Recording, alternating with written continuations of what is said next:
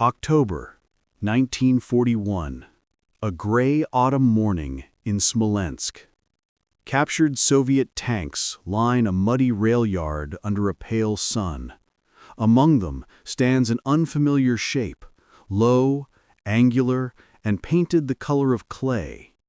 A German officer laughs. So this is the mighty T-34. Engineers circle it with notebooks and cigarettes, expecting to find crude Soviet workmanship, bolts misaligned, armor rough cut, engines unreliable. They had no idea that inside this machine lay the blueprint for their own nightmare. In 1941, Germany's armored corps ruled Europe. The Panzer III and IV had crushed Poland, France, and the Low Countries with speed and precision. To German engineers, tank warfare was a mathematical science, refined, precise, and decisive. The Soviets? To Berlin's technicians, they were copyists, good at building tractors, not tanks. Yet on the Eastern Front, reports were arriving of a Soviet tank that could shrug off German shells, cross mud where Panzers bogged down, and still fire while moving. Commanders dismissed it as propaganda, until the first wrecks appeared on their own front lines. Near Moscow, September 1941, German tank crews spot a formation of unknown machines through the fog. They fire at 600 meters. The shells bounce. At 400 meters, bounce again. At 200 meters, the T-34s return fire. A Panzer bursts into flame. For the first time, Wehrmacht crews radioed panic. Our rounds cannot penetrate. The German assumption of superiority cracked in that moment. When a captured T-34 arrived at Kummersdorf Proving Ground weeks later, engineers prepared to dissect their enemy and their own pride. What the Germans were about to learn would reshape their entire armored philosophy. Inside the T-34 lay a lesson in industrial efficiency and battlefield adaptation that no university had taught them. It wasn't the most powerful tank in the world. It was simply the right tank for its war. This is the story of how Germany's engineers laughed and then fell silent. In the 1930s, the Soviet Union was not preparing for elegance. It was preparing for survival. Factories rose from empty plains, welding sparks lighting the snow of Kharkov and Stalingrad.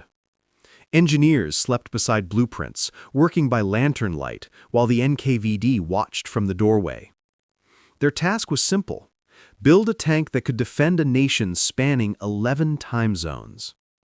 While Germany perfected precision, the Soviets chased endurance. The Red Army didn't need art.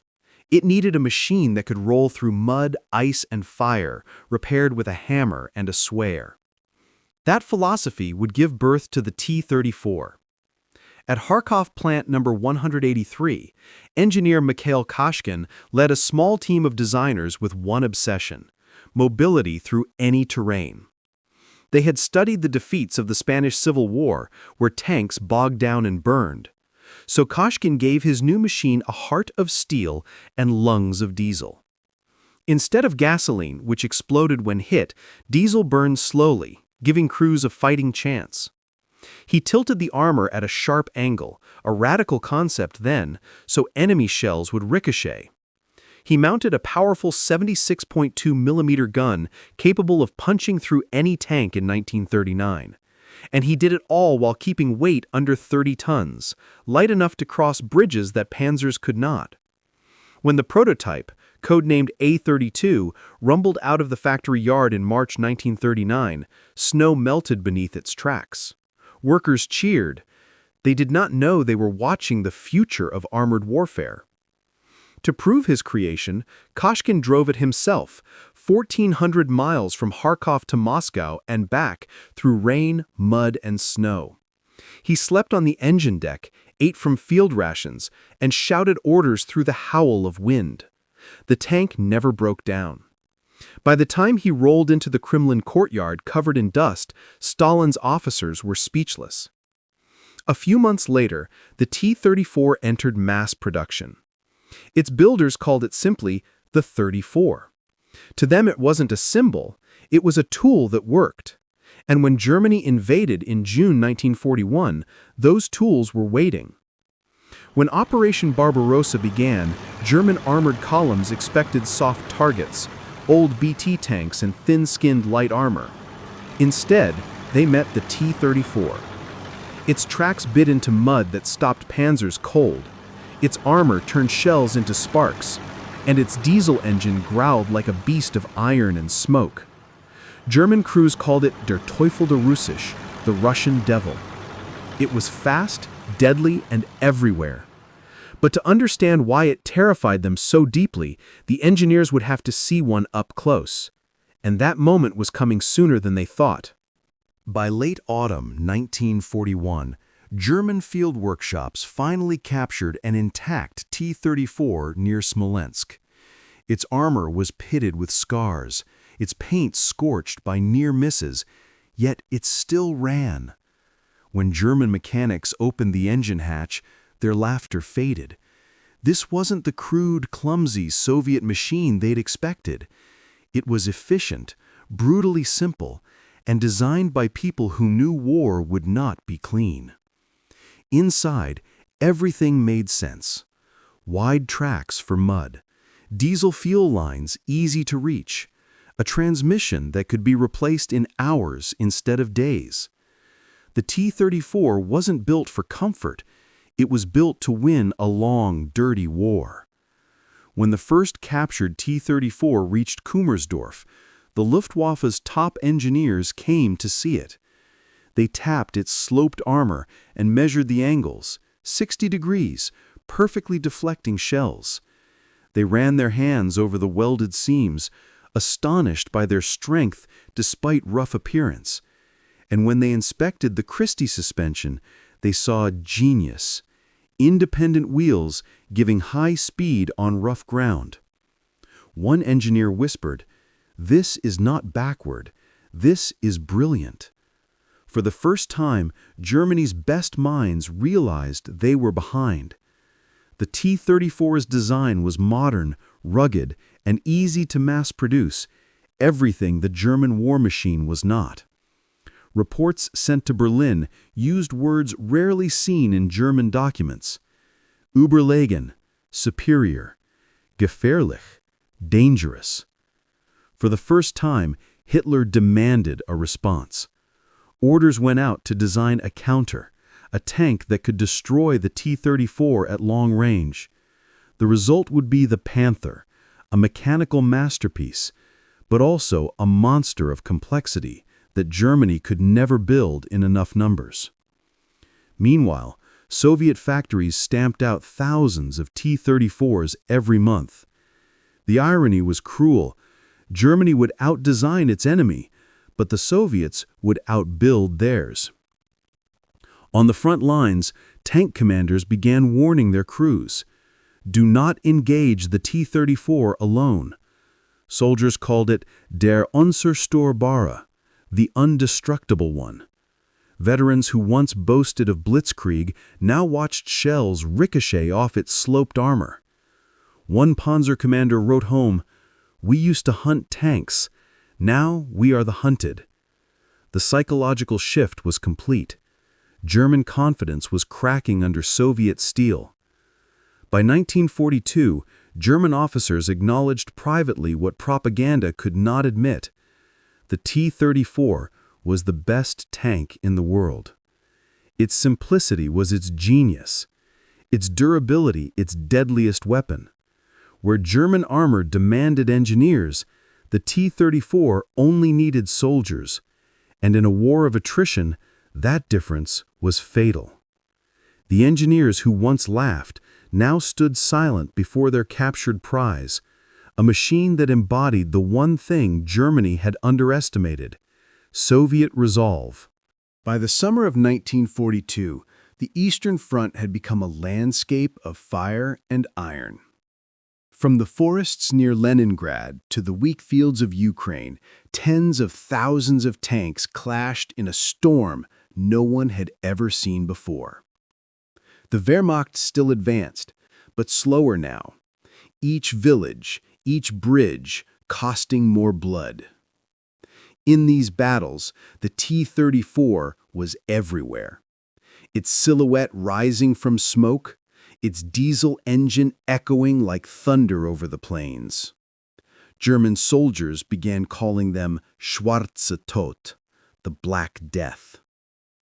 Even when knocked out, T-34s reappeared the next day, repaired overnight, painted with new numbers. Where the Panzers fought as precision weapons, the T-34 fought as a flood. Then came Stalingrad, the crucible.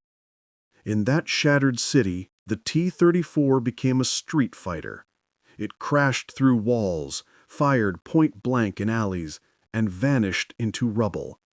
German infantry called them ghost tanks, appearing where no tank should fit. Inside those machines were men barely 20, some driving for the first time, guided only by instinct and vengeance. They fought not for glory, but because there was nowhere left to retreat. For months, German armor tried to crush Stalingrad, but the city consumed them instead. And beneath the ruins, the T-34 earned its reputation as the unkillable beast of the Volga. By July 1943, the Red Army was no longer surviving. It was striking back. At Kursk, the largest tank battle in history, 3,000 German Panzers faced over 5,000 Soviet tanks, most of them T-34s. German planners believed their new Panther and Tiger would dominate the field. Instead, mechanical failures and mud bogged them down, while the simpler T-34s rolled on relentlessly. When the dust settled, Germany had lost its last chance for victory in the East. The T-34 had not just survived, it had become the symbol of Soviet ascendancy. Each German tank was a masterpiece, each T-34 a tool. German machines required precision fuel, complex optics, constant maintenance. The T-34 could run on muddy diesel, be welded in a barn, repaired with spare tractor parts. One took an engineer, the other took courage. Factories deep beyond the Urals built them faster than the Germans could destroy them. One every 30 minutes at the height of production. Steel, sweat, and sacrifice forged an army of machines that no nation on earth could outlast. From that moment on, the T-34 became more than a tank. It was a moving fortress, a rallying cry, a promise that Germany's advance would never reach Moscow again. For every tank the Wehrmacht destroyed, 3 more appeared on the horizon. By the end of 1943, the hunters had become the hunted. As Soviet armor rolled westward, the laughter that had once echoed in German workshops was replaced by silence and the distant, unstoppable rumble of the T-34. Deep beyond the Ural Mountains, far from German bombers, a new kind of battlefield emerged, one made of steel and sweat. Entire factories were dismantled, shipped east by rail, and rebuilt under open skies. Women, teenagers, and old men became the new army of production. They worked 12-hour shifts in freezing air, stamping armor plates until their hands bled. Each hammer strike echoed across Siberia like artillery. Where German factories built masterpieces by the dozens, the Soviets built miracles by the thousands. The T-34 was not a tank anymore. It was a movement. Every statistic told the same story. Quantity would bury quality. By 1943, the Soviets produced over 1,300 T-34s per month. By comparison, German Panther and Tiger output combined barely reached 250. A single Soviet factory, Urals, produced more tanks than all of Germany's plants together. And when a T-34 was lost, its crew simply climbed into another. It wasn't indestructible, it was replaceable. That was its greatest strength. The German command called it a river of armor, and no dam could hold it back. In desperation, German engineers created the Tiger and Panther, technical marvels with thick armor and powerful guns. But every improvement came with a curse. They overheated, broke down, and consumed fuel Germany could no longer supply. A Tiger needed weeks of maintenance for every few days of combat. A T-34 needed a wrench and a patch of mud. While the Reich sought perfection, the Soviets perfected simplicity. And in total war, simplicity wins. Behind every T-34 was a story of a mother who forged steel instead of holding her child, of a student turned tank driver, of a nation that refused to die. The Red Army crews painted slogans on their hulls: "For Mother Russia," "For Stalingrad," "For those who fell." When they advanced, villages erupted in cheers, not for Stalin, but for survival itself. The T-34 had become the beating heart of a wounded nation. By 1944, the red tide was rolling west. German generals warned Berlin that the war of machines was lost. They could destroy 100 T-34s, and still the next dawn would bring 100 more. For every masterpiece Germany built, the Soviet Union forged an army of steel and willpower. And in the end, it was not the tiger's roar that echoed through Europe, it was the growl of the T-34. April 1945. The Red Army thundered toward Berlin, streets shaking beneath treads that had once defended Moscow. Among the ruins and firestorms, the familiar shape of the T-34 rolled past burned-out Panzers. German civilians stared in silence. The machine their engineers once mocked was now carving through the heart of the Reich. In its steel tracks lay the story of a war reversed, of arrogance met by endurance. When the guns finally fell silent, over 57,000 T-34s had been built. No other tank in history had rolled off assembly lines in such numbers. From Stalingrad to Prague, it had fought in every major battle on the Eastern Front. It outlasted the Tiger, out-traveled the Panther, and outlived the war itself. Factories switched to peacetime production, yet their workers still remembered the rhythm. Steel, weld, rivet, victory. After the war, the T-34 refused to retire. It fought in Korea, in the deserts of the Middle East, in Africa and Asia. Decades after its birth, it was still rumbling across battlefields, proof that genius needs no polish. Even today, rusting T-34s rest on pedestals from Warsaw to Hanoi, silent monuments to resilience. They remind the world that technology fades, but design with purpose endures.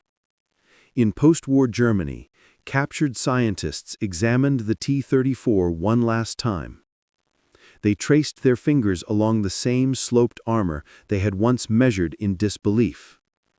One engineer whispered to another, "We tried to build perfection. They built victory." The lesson was not about steel, but philosophy.